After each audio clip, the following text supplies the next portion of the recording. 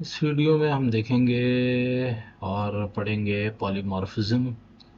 तो polymorphism terminology के actual meanings हैं मैनी बिहेवियर्स और मैनी फॉर्म्स। अगर हम बात करें इसकी सी लैंग्वेज में और कि पॉलीमॉर्फिज्म क्या होता है, तो बेसिकली डिफरेंट सेम मेथड्स हम क्रिएट करते हैं और उनके थ्रू एग्जीक्यूशन करते हैं मेन मेथड में, लेकिन उनकी कुछ कंडीशंस होती हैं जिसको अभी हम देखते हैं। तो पॉलीमॉर्फिज्म हमारे पास दो टाइप्स के होते हैं। एक होता है कंपाइल्ड टाइम पॉलीमॉर्फिज्म और दूसरा हमारे पास होता है रन टाइम पॉलीमॉर्फिज्म। तो इस वीडियो में अभी हम सिर्फ देखेंगे कंपाइल्ड टाइम पॉलीमॉर्फिज्म, जिसको हम अचीव करते हैं मेथड ओवरलोडिंग से। और मेथड ओवरलोडिंग क्या चीज़ होती है? इसके अंदर जैसे कि हम दो मेथड्स क्रिएट करते हैं। Let's suppose void sum parenthesis and curly braces। ये एक मेथड क्रिएट किया और सेम नाम का दूसरा मेथड क्रिएट करते हैं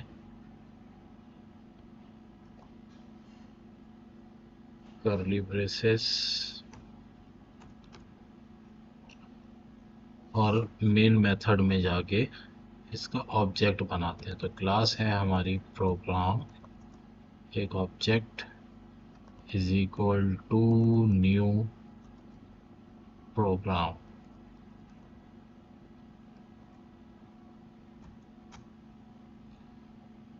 तो इधर अगर हम ऑब्जेक्ट सम करते हैं तो प्रोग्राम को ये नहीं पता लगेगा कि हम कौन सा मेथड एग्जीक्यूट करवाना चाह रहे हैं। तो इसी तरीके से मेथड ओवरलोडिंग में तीन कंडीशंस होती हैं पैरामीटर्स पास करने की, जो कि हम पैरेंथेसिस में वैल्यूज़ देते हैं। पहला है कि जो आपके टाइप ऑफ पैरामीटर्स हैं वो डिफरेंट हो, या तो नंबर ऑफ पैरामीटर्स डिफरेंट हो या तो सीक्वेंस ऑफ पैरामीटर्स डिफरेंट हो।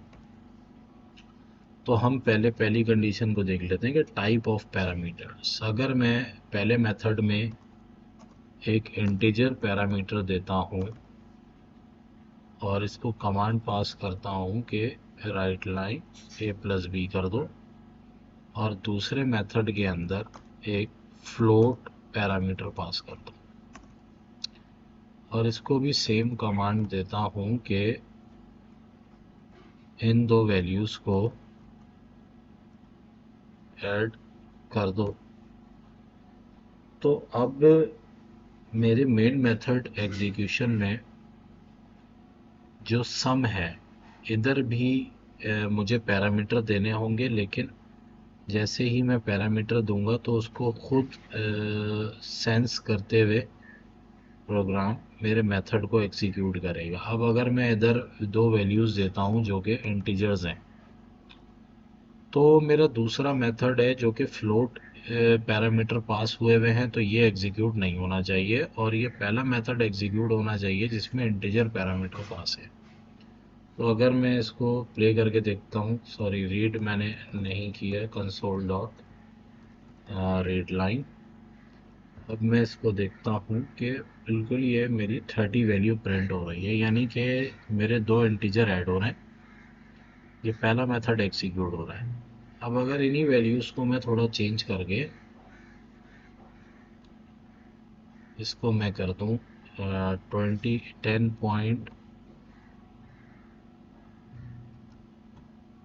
10.2f, और फ्लोट के लिए f लिखना ज़रूरी है, और इसको कर दूँ 20.f। तो मेरा सेकंड मेथड एग्जीक्यूट होना चाहिए जिसमें पैरामीटर्स फ्लोट के पास हुए हुए हैं। तो अभी हम इसको देख लेते हैं। तो ये बिल्कुल मेरी एग्जीक्यूशन हो गई और वैल्यू प्रिंट हो गई मेरे पास 30.4। तो ये हमने देखा कि मेथड ओवरलोडिंग में कि पहली कंडीशन थी हमारी टाइप ऑफ पैरामीटर्स डिफरेंट हो, तो पहले मेथड में हमारे पास इंटीजर पैरामीटर्स थे और दूसरे मेथड में हमारे पास फ्लोट पैरामीटर्स थे। अब हम इसकी दूसरी कंडीशन देख लेते हैं कि नंबर ऑफ पैरामीटर सेम, यानी कि मैं टाइप दोनों की सेम कर देता हूँ। इसको भी मैं इंटीजर टाइप कर देता हूँ, लेकिन मैं क्या करता हूँ कि इसके अंदर एक नंबर पैरामीटर का बढ़ा देता हूँ, जो कि इंट का मैंने सी भी ऐड कर दिया और इसकी कमांड में मैंने प्लस सी कर दिया। तो अब मेरे पास मेथड में कोई भी फ्लोट नंबर नहीं है, तो ये इधर रेड लाइन आ रही है, तो मैं फ्लोट हटा देता हूँ और सिर्फ इंटीजर पास करता हूँ। तो अगर मैं दो इंटीजर दूंगा सिर्फ, तो मेरा पहला मेथड एग्जीक्यूट होगा, क्योंकि उसके अंदर सिर्फ मैंने दो इंटीजर पास किए हैं पैरामीटर में। तो ये पहला मेथड इसमें मेरे एग्जीक्यूट हो गया और वैल्यू 30 आ गई। लेकिन अगर मैं इधर कॉमा देके एक और वैल्यू ऐड करता हूँ, तो मेरा सेकंड मेथड एग्जीक्यूट होगा, क्योंकि इसमें नंबर ऑफ इंटीजर्स जो हैं वो 3 है।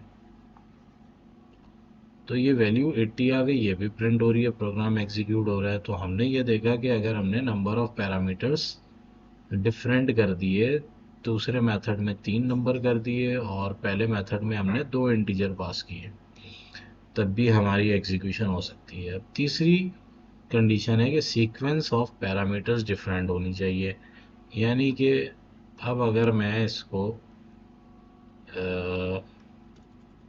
सीक्वेंस हम ऐसे चेंज करते हैं कि इधर हम पहले वेरिएबल को फ्लोट कर देते हैं और इधर हम सेकंड वेरिएबल को फ्लोट कर देते हैं। अब हम अपने प्रोग्राम को एग्जीक्यूट करते हैं, पहली वैल्यू फ्लोट देते हैं, 10.2f कर देते हैं और इसको कॉमा लगा के दूसरी वैल्यू एक इंटीजर पास कर देते हैं। तो हम ये देखेंगे कि जब हमने पहली वैल्यू फ्लोट दी और दूसरी वैल्यू इंटीजर, तो हमारा पहला मेथड एग्जीक्यूट होना चाहिए, प्रोग्राम कोई एरर ना दे। तो ये बिल्कुल प्रिंट कर रहा है, इसने पहला मेथड एग्जीक्यूट कर दिया और इन दोनों का सम प्रोवाइड कर दिया। लेकिन अगर अब मैं इन्हीं वैल्यूज को वाइस वर्सा कर दूं कि पहला वेरिएबल एक इंटीजर दे दूं और दूसरा वेरिएबल एक फ्लोट दे दूं, तो मेरा सेकंड मेथड एग्जीक्यूट होना चाहिए। तो ये बिल्कुल हो गया और ये वैल्यू मेरी प्रिंट हो गई 20.2।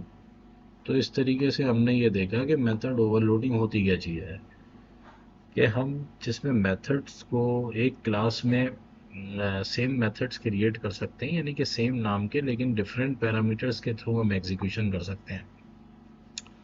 तो इसकी कंडीशंस हैं कि आपके एक तो मेथड्स के नेम सेम हो, जो कि सेम है बिल्कुल, वाइट सम और वाइट सम, और दोनों मेथड्स सेम क्लास के अंदर हो। तो हमारी ये दोनों मेथड्स एक क्लास के अंदर है, मल्टीपल मेथड्स भी हो सकते हैं, लेकिन उनके जो पैरामीटर्स हैं वो डिफरेंट होने चाहिए।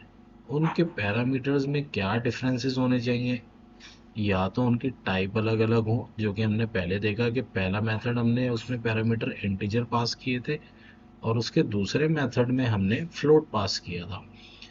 या तो कंडीशन ये ट्रू हो कि नंबर ऑफ पैरामीटर्स डिफरेंट हो, कि पहले मेथड में अगर 2 हैं तो दूसरे मेथड में इससे ज़्यादा या कम हो सकते हैं, लेकिन सेम नहीं हो सकते।